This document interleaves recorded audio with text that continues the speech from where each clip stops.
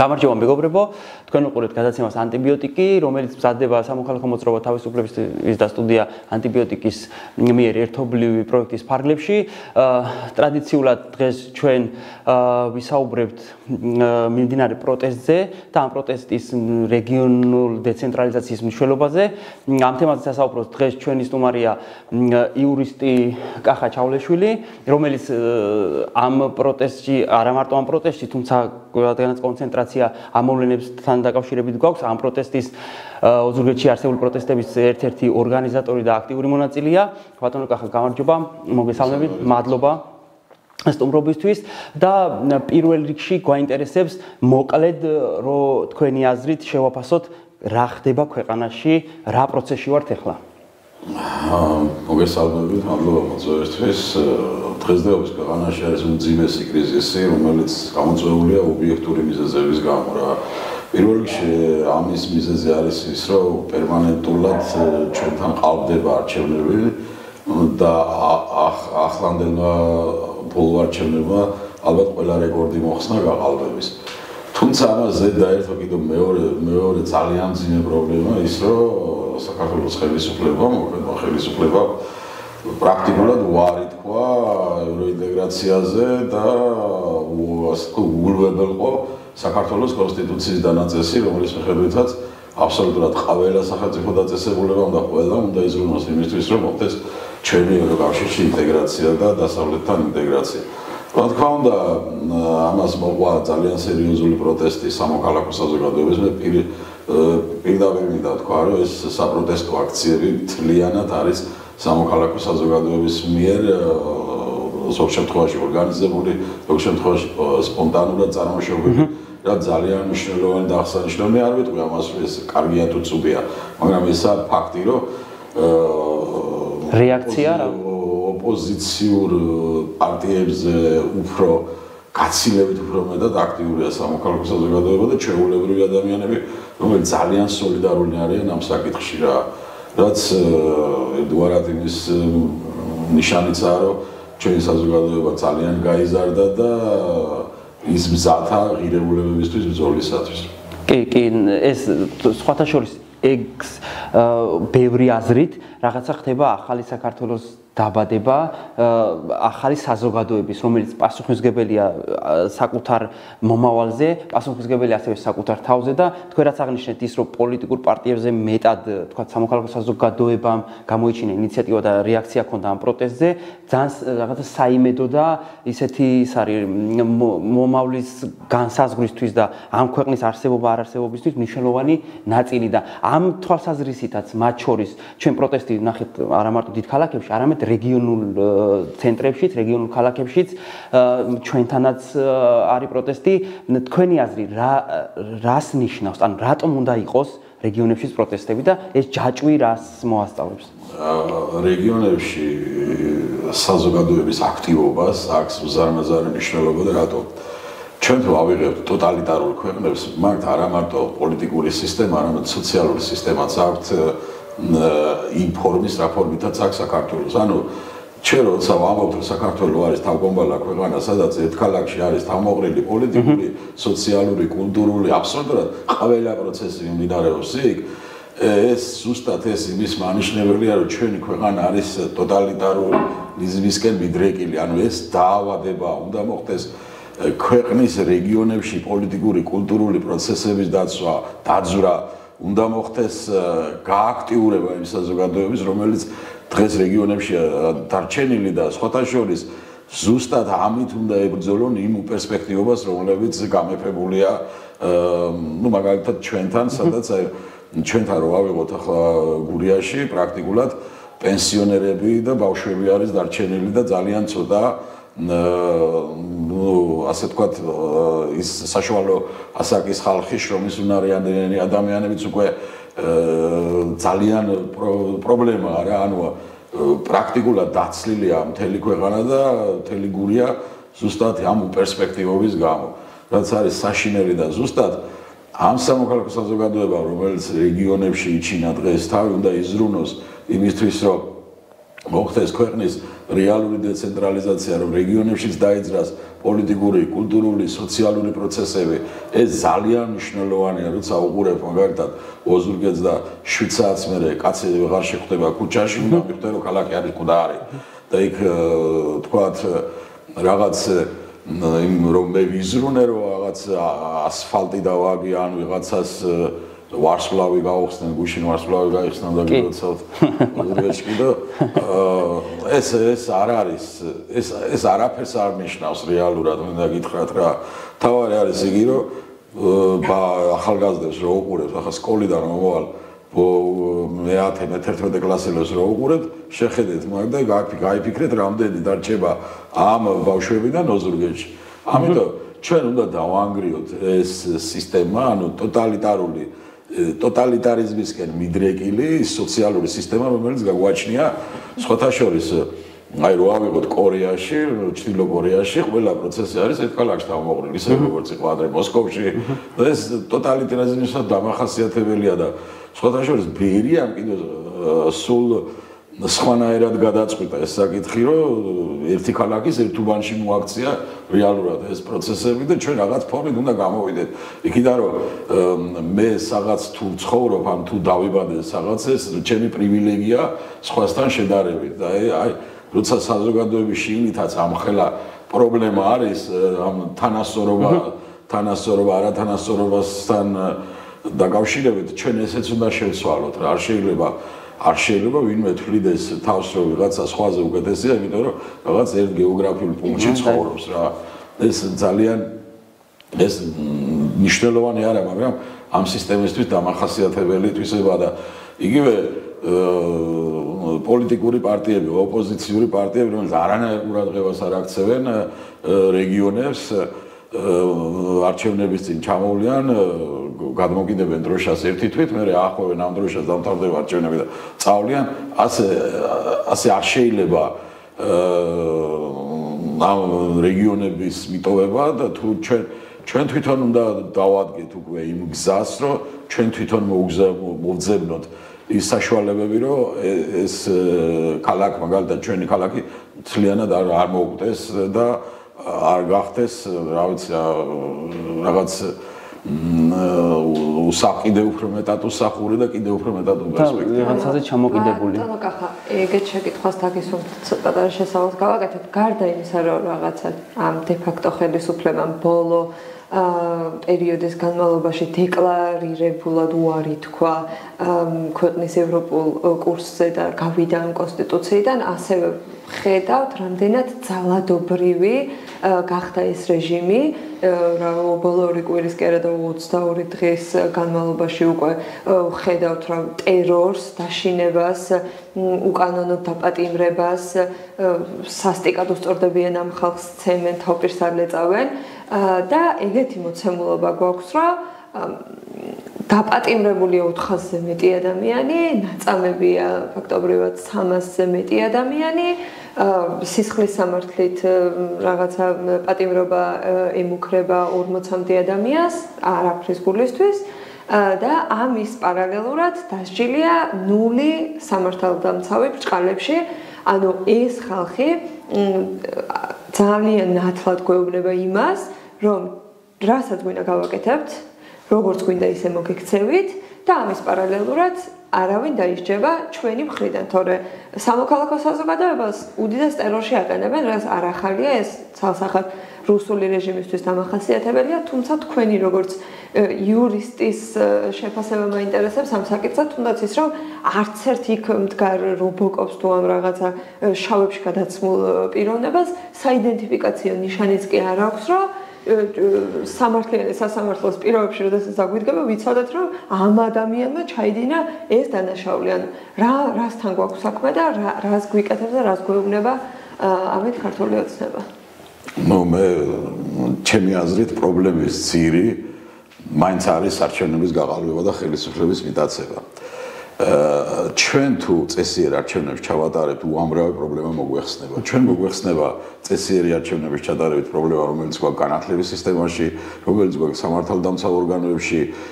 სასამართლოში, ჩვენ თუ კი დამოუკიდებელი ინსტიტუციები გვეყოლება, თუ ჩვენ ჩვენ ქვეყანაში გადაწყვეტილება მიღებული იქნება ობიექტური, ჩვენ ძალიან ბევრი პრობლემები მოგვეცდება. ჭახლა უბრალოდ მიმდინარე პროცესებმა გამოაჩინა ის, რომ ჩვენ პრაქტიკულად სასამართლოში უზარმაზარი პრობლემები გვაქვს. გამოაჩინა, რომ ჩვენ ძალიან სერიოზული პრობლემები გვაქვს სამართალდამცავ ორგანოებში, რომლებიც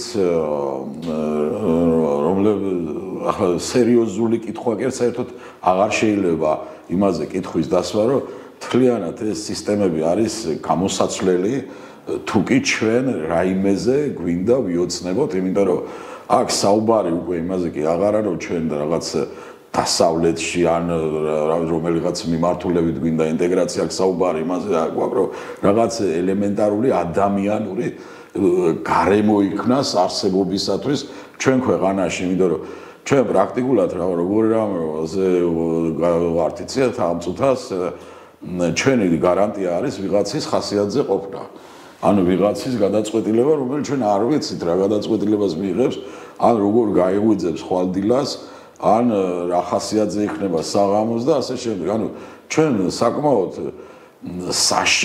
სერიოზული საშიშროება გვემუქრება რა. ჩვენ ძალიან სერიოზული საშიშროება გვემუქრება. პრაქტიკულად ადამიანები დღეს როგორაა იცით, საკუთარი თავის უსაფრთხოდ რომ რაღაც განცდა ქონდნენ უსაფრთხოება,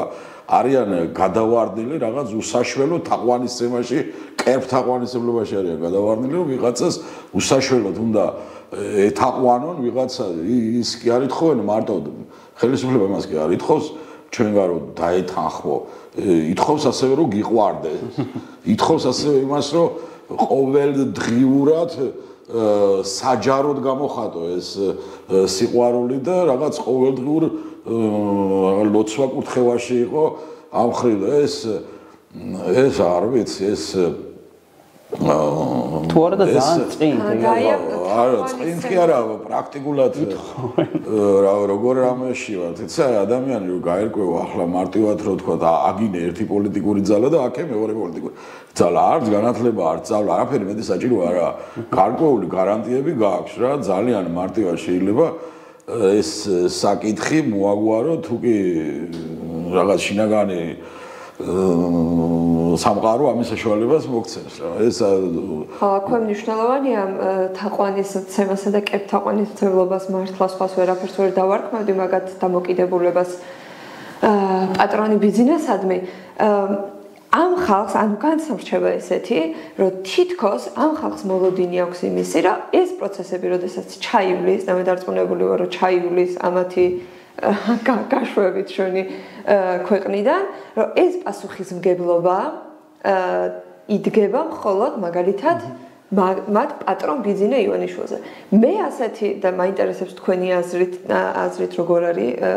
ეს პროცესი თქვენი შეხედულებით. ეგეთი განცდა მაქვს რომ ამათ გონიათ, აი თუ გინ ნებისმიერ რა ვიცი რეგიონში ქალაქში გადაწყვეტილების მიღები პირები ვინც არიან და მაღალ მე არ მაქვს საუბარი იქ წვრილფეხა და ცოტა კი არა ძალიან დაბალი ეშელონის ხო მოკალმებზე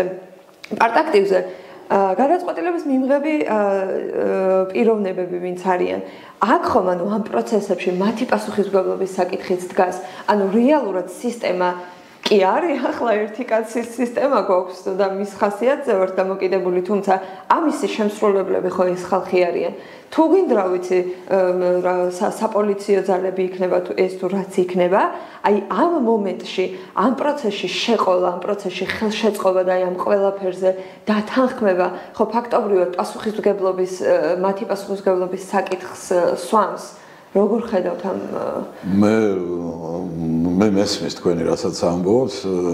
მე ამ შემთხვევაში ვემხრობი იმას წმინდა პარაგმატულად გავაკეთოთ იგი რაც ჯობია რომ გავაკეთოთ და რაც უფრო კარგ შედეგს მოგვიტანს საერთოდ რომაელები ამბობდნენ მართლმსაჯულება უნდა ახსრულდეს და მე თუნდაც საჩამოინგრეს მე გეთანხმებით იმაში რომ ძალიან სერიოზულად უნდა დადგეს პასუხისმგებლობის საკითხი რა ძალიან სერიოზულად უნდა დადგეს ყველას პასუხისმგებლობის საკითხი თუმცა ჩვენ ამაზე უფრო მეტად უნდა ვიფიქროთ მომავალზე და ამაზე უნდა ვფიქროთ როგორ ავაშენოთ ეს ქვეყანა თუნდაც იმ თანამოქალაქეებთან ერთად რომელსაც არავინ არ შეგვიცვლის ჩვენ რომელიც გუშინ გვიტყამდა და გვცემდა ეს ძალიან მნიშვნელოვანი არის ჩვენი მომავლისთვის იმიტომ რომ ჩვენ დღეს დაახლოებით 3,5 მილიონი ვართ და ახლა იქ რომ რაღაც ჭინგებზე ნადირობა დავიწყოთ იმ ფორმით რომ იმის შეიძლება ჩვენ თვითონ დავემსგავსოთ იმ კონკავშირლებს რომლებიც ხალხს ლიტავდა და რაღაც გულაგებში ასახლებდა ამიტომ ამას ალბათ ბევრი დაფიქრება დაჭირდება რა თქმა უნდა პასუხისგებლობა უნდა დადგეს როგორც თქვენთვის ალბათ გადაწყვეტილებების მიმღებებისთვის მაგრამ ერთი რამ არის სხვათა შორის ძალიან მნიშვნელოვანი და რა ჩვენ თუ რეგიონებზე ვსაუბრობთ ჩვენ უნდა ვისაუბროთ და ვერავარდგეს თვითმმართველობას თვითმმართველობა დღეს გახდა ქვეყნის განვითარებისთვის დამაბრკოლებელი ერთ-ერთი ძალიან მძლავრი ინსტრუმენტი ეს არის პრაქტიკულად ამ ტოტალიტარული რეჟიმის დასაყრდენი რეგიონებში და ამ თვითმმართველობის დანიშნულება აბსოლუტურად არაა ის რაც უწერია კანონში ამ თვითმმართველობის დანიშნულება ესა წინასაარჩევნო ადმინისტრაციის შენახვა ერთი არჩევნებიდან მეორემდე იმიტომ რომ სხვათა შორის ეს ხალხი მუდმივობითაც გამოირჩევა ყველა ხელისუფლებაში რო არის პრაქტიკულად თანაც ჩვენ ისიც უნდა ვთქვათ რომ დღეს პრაქტიკულად ადამიანი თანამდებობაზე ვერ ინიშნება სპეციალური კომპეტენციის ორგანოების თანხმობის გარეშე და ჩვენ შეიძლება პრაქტიკულად სამოქალაქო ხელისუფლება დავკარგეთ ადგილობრივი თვითმმართველობის დონეზე, იმიტომ რომ ძალიან ხშირია როცა მასწავლებელს საარჩევნო ადმინისტრაციას და მუნიციპალიტეტს და მმართველ პარტიას შორის პრაქტიკულად ზღვარია და ძალიან ხშირია როცა ეს 4-ვე კომპონენტი ერთ ადამიანშია განსხვავებული და ეს არის საშინელება, ანუ ყველაზე უფრო მე რასაც ყველაზე უფრო ძიმედ განვიცდი ამ სიტუაციაში არის რაც ხდება სკოლებში, იმიტომ რომ სკოლა მაინც აი თქვენ წარმოიდგინოთ ეს არის ჯერ კიდევ რუსეთის იმპერია რო არსებობდა იმ დროიდან შექმნილი საგანმანათლებლო სისტემა ყიფიანის, ილია ჭავჭავაძის და ასე შემდეგ წერა-კითხვის გამავრცელებელი საზოგადოება და აქედან იყრის ეს საგანმანათლებლო სისტემა თავს, რომელიც მთლიანად, რა ვიცი, ჩემი აზრით დღეს განადგურებულია და როცა მომავალზე ვსაუბრობთ, ალბათ იმ მომავალში მთავარი უნდა იყოს განათლება, მთავარი უნდა იყოს განათლების სისტემა და მთავარი მაინც უნდა იყოს ადამიანი და მასწავლებელი და რაც სოფლის მასწავლებლები იყო საქართველოში ერთ-ერთი მთავარი ფიგურა ყოველთვის და მინდა რომ აი ეს ავტორიტეტი სოფლის სკოლაზის საგანმანათლებლო პროცესი მართული იყოს ზუსტად იქითკენ საიდანაც უნდა იყოს და აი ეს კოორდინატორობანა და რაღაც უცნაური ფორმა მასწავლებლის რომელიც ჩემთვის გაუგებარია მართალი გითხრათ ძალიან ხშირ შემთხვევაში აი ეს არა გასაგებად გაუგებარია უბრალოდ მესმის ეს რატომაც ხდება და როგორ აი შეჭრილი პრაქტიკულად ეს სხვადასხვა ორგანოები ამ სკოლაში სკოლის და რა ხდება იქ უკვე ძალიან მასწავლებლები თქოს ვის ამ კოორდინატორებს, ამ მენეჯმენტებს საერთოდ და იწევს და რაღაცა უფრო მაღალ აი როგორაა ცოტა ჩვენი დღეს რო თქვათ რომ რაღაც ინსტიტუცია სადმე ნდობა არის პრაქტიკულად თითქმის არსა და არაფერში არ არის ძალიან ბევრისთვის ეს არის ნოლზე არის ხალხი როგორი დამაიცით არის ადამიანები რომელებიც ცდილობენ დღეს რაღაც მორალური საყრდენი შეუქმნან იმას რაც ხდება დღეს ეს ამ ადამიანებზე თვალის დევნებით არა ეს ადვილი სხვათა შორის ძალიან ძიმეა როცა უყურებ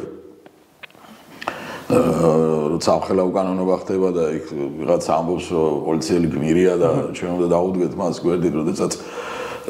აბსოლუტურად უდანაშაულო ადამიანებს ცემენ, გასწარებენ თავზე, მერე წარცვავენ, მერე სასამართლოში მიყავთ და იქ კიდევ ჯარიმას ან ციხე აჭკისრებენ ან ციხეში შვებენ, ეს არის ძალიან მძიმე, მაგრამ ჩვენ ყველაფერი უნდა გადავიტანოთ რა. ჩვენ ყველაფერი უნდა გადავიტანოთ და უნდა შევეცადოთ, რომ ყველა ადამიანები ჩადგენ ნორმალურ გარემოში და ჩვენ ერთხელ სამუდამოდ უნდა შევძლოთ, რომ ვიცხოვროთ თან და ვისწავლოთ თანაარსებობა ერთმანეთთან. კი, მნიშვნელოვანი ამბავია, უბრალოდ ერთი ბოლო კითხვაც გვექნება, თუმცა ჩემს შეფასებასაც დავამატებ, რომ როდესაც პასუხისმგებლობაზე ვსაუბრობდით, რაც თქვენი საუბრით, ერთი არის თქვა დანაშაულის ჩამდენის პასუხისმგებლობა და მეორე არის უბრალოდ მორალური პასუხისმგებლობა, რაც უნდა იცოდეს თქვა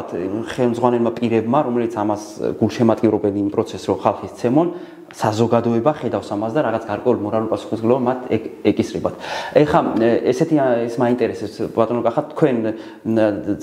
ხშირად საუბრობთ გურულების თქვა ისტორიაზე, გურულების წარსულზე, რაღაც ქონდა გურის რესპუბლიკა და მთელი ეს ამბები და ხშირად რაღაც კვლევას ატარებთ ხოლმე და თქვენი მოსაზრებები გაქვთ ამასთან დაკავშირებით და მინდა რომ თქვა აი ჩვენ მაყურებელს ვუთხრათ რაღაც პარალელები რა ქონდა მაშინ მნიშვნელოვანი თუნდაც გურიის რესპუბლიკის პირობებში გურულებს რომელიც დღესაც გამოსადეგია და რა შეგვიძლია გამოვიყენოთ იმ დროიდან დღეს ამ პროტესტის ფარგლებში აქ ადგილობრივ დონეზე უბრალოდ შეუულებრივ მოქალაქეებმა.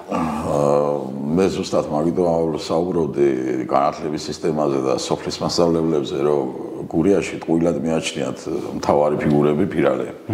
გურიაში ყოველთვის მთავარი იყო სოფლის მასწავლებლები. სოფლის მასწავლებლებმა გურიაში შექმნეს უნიკალური სისტემა, ეს იყო სკოლების სისტემა, რომელიც შედიოდა ბიბლიოთეკები, სადაც იყო უნიკალური წიგნადი ფონდის ბრუნვა და ასევე ოზურგეთელმა მეწარმეებმა, რაც თავარია, შექმნეს სტამბა და იაფი წიგნის, ანუ ხელმისაწვდომი წიგნის, აი მთლიანობაში ეს იყო ჩვეულებრივი სოფლის მასწავლებლების მიერ შექმნილი სისტემა და იმ განათლებამ მიიყვანა გურულები, ჩვენ რომ დღეს სტერეოტიპი გვაქვს გურულის, რომ იგი იყო განათლებული მოჯანყე და რა ვიცი პოლიტიკაში გათვითცნობიერებული, ეს სტერეოტიპი ზუსტად აქედან მოდის. მე მაინც ვფიქრობ, რომ განათლება იყო მაშინ მთავარი და განათლება დღესაც მთავარია, ძველ გურულ საზოგადოებას, რაც ახასიათებდა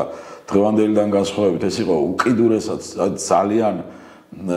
მკვეთრი და მკაფიო სოლიდარობა, ანუ არ ქონდა მნიშვნელობა ადამიანს ეთანხმებოდი თუ არ ეთანხმებოდი, უბრალოდ მისი პრობლემა იყო საზოგადოების პრობლემა, არ არსებობდა დღევანდელი გაგებით სხვისი ჭირი და ღობეს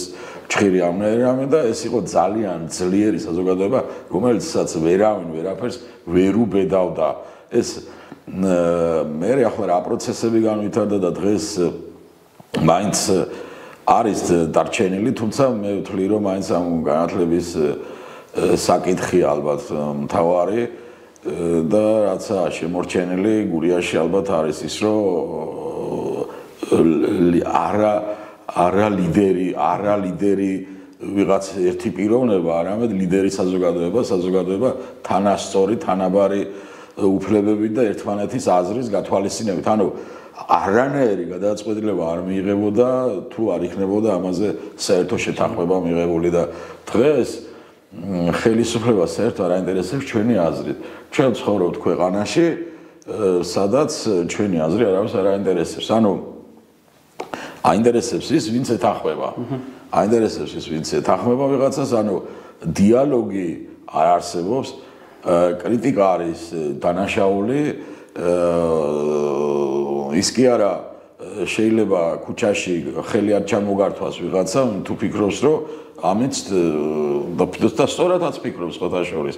რომ მას პრობლემა შეექმნება სამსახურში, ანუ და შეექმნება კიდევაც, რა თქმა უნდა და აი აქედან უნდა გამოვიდეთ, აქედან უნდა გამთავისუფლდეთ თავისუფლების სიყვარული თანასწორობა, რაც ყოველთვის იყო გურიის, ასე თქვა, თავარი სავიზიტო ბარათი, დღესაც იმედია, რომ ჩვენი საზოგადოება მალე დაიძრება იმ მთელი სვლით იმის მისაღწევად, რაც ჩვენ მართლა გვეკუთვნის რა და უნდა დავიხსნათ საკუთარი თავის და ის ადამიანებიც, რომლებიც დღეს რაღაც სულიერ, არ ვიცი, კავშირს ეძებს იმ ხელისუფლებასთან, რომელიც გასულია კონსტიტუციიდან, ადამიანობიდან და ძალიან არაადამიანურ რეჟიმთან გვაქვს საქმე დღეს სამწუხაროდ. კი ბატონო, თუმცა ჩვენ ამით შევაჯამეთ და დავასრულებთ ალბათ ჩვენს დღევანდელ გადაცემას. მთავარი რაც არის მართლაც აი სოლიდარობა, დღესაც ისეთივე აუცილებელი და მნიშვნელოვანია სოლიდარობა, როგორც მაშინ იყო და ბოიკოტი, რაც ვიცით რომ გურულების ბოიკოტი ცნობილი ამბავი, სწორედ ამ სოლიდარობაზე იყო დაფუძნებული. ჩვენ გვინდა რომ ჩვენს მეგობრებს, მეზობლებს, ახლობლებს ვთხოვოთ, ვუთხრათ, ვიცით რომ გაბრაზება არის ხალხში, ვიცით რომ არ მოსწონს ეს სიტუაცია, ვიცით რომ მათაც იციან რომ ხელისუფლება მიტაცებულია რაღაც ჯგუფის მიერ და ამას ჭირდება რაღაც ამ გაბრაზების და პროტესტის შეერთება მშვიდობიანი ფორმით, რომ მალე მართლაც გავაღწიოთ იმ გზაზე, რასაც თავისუფლება და ნამდვილი სახელმწიფო გქვია. კიდევ ერთხელ მეგობრებო, სოლიდარობა გამოუცხადოთ, თქვათ ამ აქციების ფარგლებში და ნაცემ და რაღაც და რა ვიცი, სასტიკი მოპყრობის ჩვენს მეგობრებს, კიდევ ერთხელ მოვითხოვოთ თავისუფლება ამ რეჟიმის მართლა უკანონო პატიმრებს და რა მომავალ შეხვედრამდე კეთილსურვილებით და გემშვიდობებით. მადლობა ბატონო კახა საინტერესო საუბრისთვის. და რა მგონი დღეისთვის საკმარისია მომავალ შეხვედრამდე. მადლობა, ნახვამდის. მადლობთ.